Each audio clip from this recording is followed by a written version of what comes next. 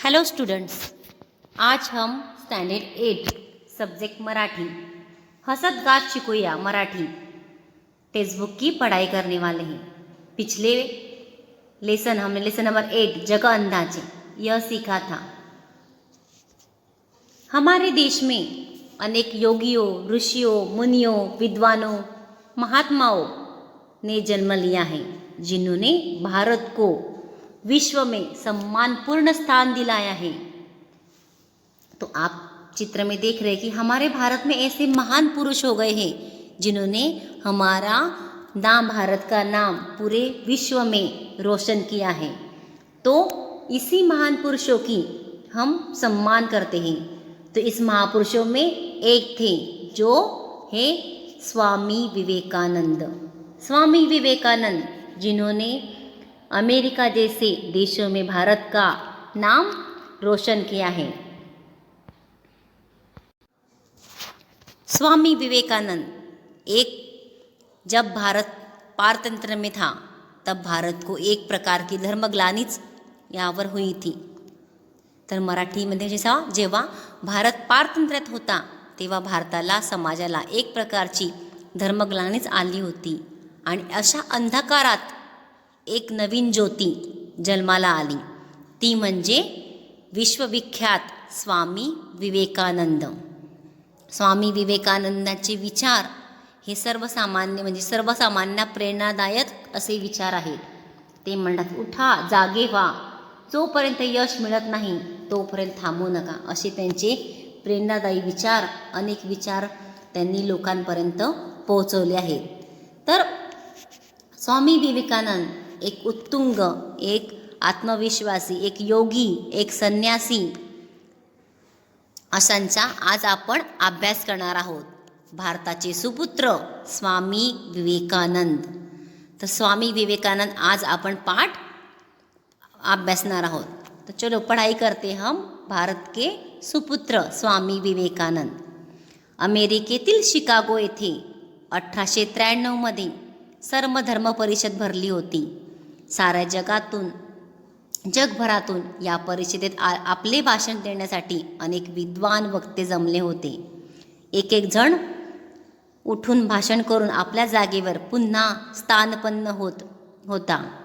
आता आपले विचार मांडण्यासाठी एक भारतीय तेजस्वी तरुण संन्यासी व्यासपीठावर आला। त्याने आपले भाषण सुरू केले।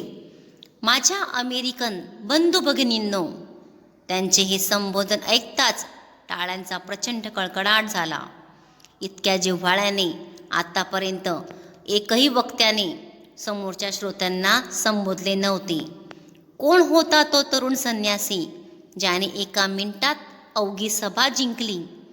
तो तरुण संन्यासी म्हणजे भारताचा थोर सुपुत्र स्वामी विवेकानंद। तर स्वामी विवेकानंद स्टूडेंट्स, यहाँ पर स्वामी विवेकानंद एक सर्वधर्म परिषद में गए थे। म्हणजे स्वामी विवेकानंद 1893 मध्ये एका सर्वधर्म परिषदमध्ये गेले असताना तेथे अनेक व्यक्ति विद्वान यानी वहाँ पर जग भर में से सर्व धर्म के अलग अलग सभी धर्मों के लोग वहाँ पर मेन पुरुष वहाँ पर वो गए थे। तो भाषण देने के लिए अनेक विद्वान यानी क्या, पंडित, वक्ते यानी भाषण देने वाला वहाँ पर जमा हुए थे।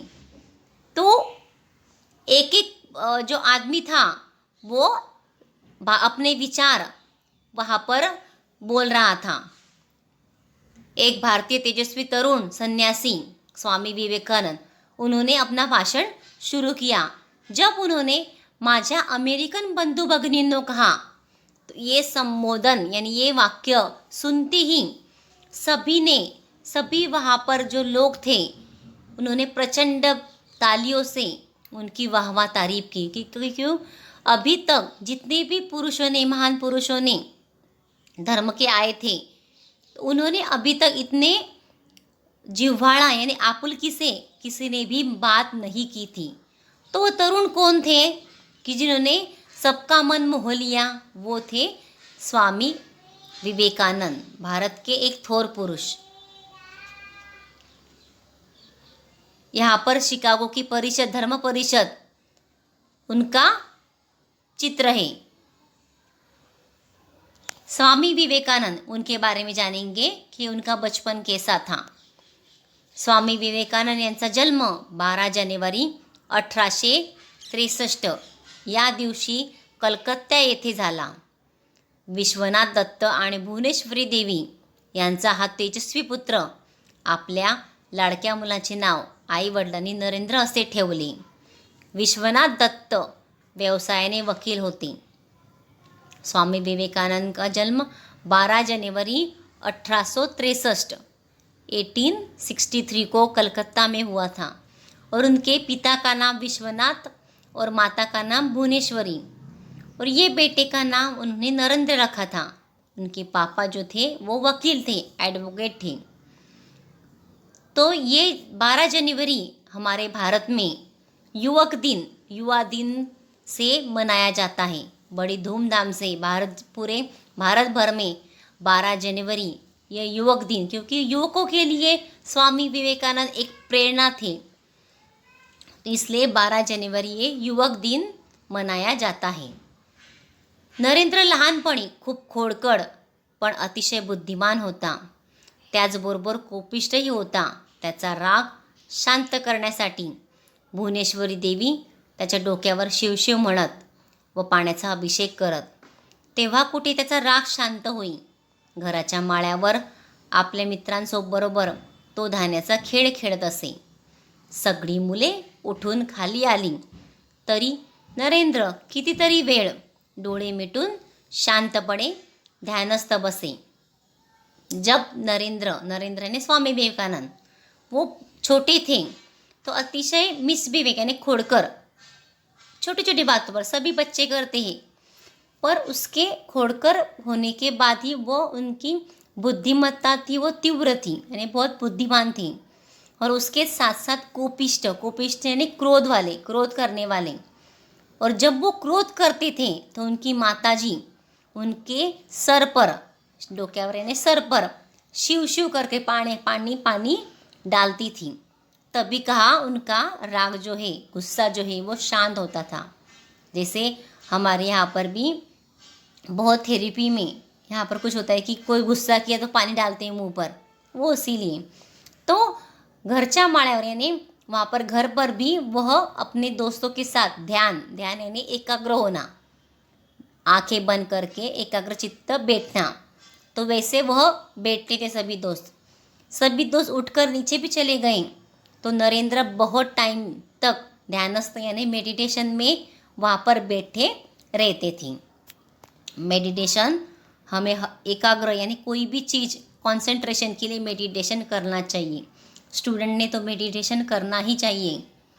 कुछ सुबह वह हमारी आंखें बंद करके हम 20 मिनट भी शांत ध्यान वह करना चाहिए. आगे जाकर कॉलेजला गेल्यावर आगे जाकर वो कॉलेज को गए तो उनके मन में देवाविषय यानी भगवान के प्रति उत्सुकता यानी जानने की इच्छा बहुत निर्माण हुई कि भगवान कैसा है कि नहीं है, तो कैसे उनके प्रति जानने की इच्छा हुई. वो सवाल पूछते थे.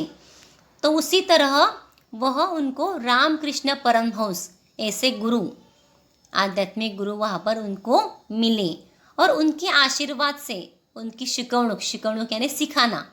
देखो हमारे जीवन में भी गुरु का अनन्य साधारण महत्व है. उनके आप वहाँ पर उनके मार्गदर्शन से ही आप आगे जीवन में बढ़ सकते हैं. तो वैसे ही रामकृष्ण परमहंस, इनका भी उनको शिकवणुक यानी वहाँ पर मार्गदर्शन मिला और आशीर्वाद से वो नरेंद्र से स्वामी विवेकानंद बने. और स्वामी विवेकानंद बनने के बाद उन्होंने रामकृष्ण मिशन अपने गुरु के नाम से उन्होंने एक संस्था स्थापन की और संस्था में उन्होंने सामाजिक और पारमार्थिक, अभी भी वह रामकृष्ण मिशन उनका कार्य शुरू है, तो बहुत बड़ा उन्होंने कार्य किया. तो स्वामी विवेकानंद इन्होंने भारत भ्रमण करून वह जब यंग एज में थे 19 ईयर्स के होने के बाद उन्होंने भारत घूमना शुरू किया. और उन्होंने देश में क्या चल रहा है, क्योंकि देश जब गुलामगिरी में था, अंग्रेज़ों के हाथ में था, हम सब गुलाम हो गए थे। तो उन्होंने तब देश के परिस्थिती कैसी है, सामाजिक आध्यात्मिक, उनकी पूरी पढ़ाई की, आढावा घेतला यानी वहाँ पर जान लिया कैसे चल रहा है। तो उन्होंने कश्मीर से लेकर कन्याकुमारी तक पद भ्रमण यानी पैदल चलकर पूरे वहाँ पर पैदल, वो कश्मीर से लेकर कन्याकुमारी तक पैदल उन्होंने पूरा भारत घूमी। कन्याकुमारी ये थे, वहाँ पर कन्याकुमारी पता है आपको सबको, कन्याकुमारी हमारा एंड प्लेस साउथ का, जो वहाँ पर उन्होंने समुद्र में एक बड़ा शिलाखंड, शिलाखंड यानी शिला मीन्स पत्थर, एक सड़क वहाँ पर पत्थर पर समुद्र में बैठकर 3 दिन और रात में रहकर उन्होंने ध्यान किया। और वहाँ पर उन्होंने चिंतन के लिए यानी क्या, देश के गरीब और अज्ञानी जनतेच्या यानी कैसे मैं ये देश के गरीब लोगों को, अज्ञानी लोगों की प्रगति कर सकता हूँ, उन्नति यानी प्रगति, उनकी कैसे भलाई कर सकता हूँ, ये सखोल यानी ध्यानपूर्वक वहाँ पर चिंतन, चिंतन मीन्स मनन, सोचा कि कैसे हम उनके बारे में क्या कर सकते हैं, लोगों के प्रति, लोगों के लिए हम क्या कर सकते हैं, यह वहाँ पर बैठकर ध्यान किया उन्होंने। तो ऐसे स्वामी विवेकानंद थे। तो ये उनके गुरु है रामकृष्ण परमहंस, जो उन्हें ऐसे गुरु मिले और उनकी दिशा ही, जीवन की दिशा ही बदल गई। जो शिला थी ये वो स्वामी विवेकानंद स्मारक शिला है, उनको वहाँ पर वो शिला पर उन्होंने ध्यान किया, उन्हें स्वामी स्मारक, वहाँ पर जो बहुत बड़ा स्टैचू है स्वामी विवेकानंद का, और उनका वहाँ पर स्मारक भी बनाया हुआ है। उन्होंने यहाँ पर ही समाधि ली थी। तो देश में, देशातील दारिद्र्य व अज्ञान घालवणे म्हणजेच ईश्वर सेवा होय, ये स्वामी विवेकानंद इनका वहाँ पर वो हमेशा वैसे उनके विचार लोगों के उन्होंने वहाँ पर बताए हैं। तो या शिलाखंडावर, ये जो शिलाखंड है उन पर वहाँ पर उनका स्मारक बनाया है। विवेकानंद शिला यानी उनको विवेकानंद शिला, वहाँ पर जगह प्रसिद्ध ये स्थान है। और ऐसे भारत, हमारे भारत के लिए ऐसे महान पुत्र मिले हैं, इसका हमें अभिमान है।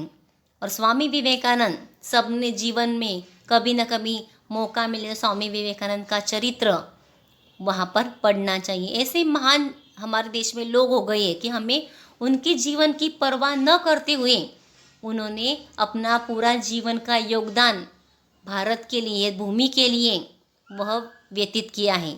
तो इस महान पुरुष को, स्वामी विवेकानंद को हम शतशः नमन करते हैं। ऐसा हमारा स्वामी विवेकानंद, यह पाठ हमने सीखा। धन्यवाद।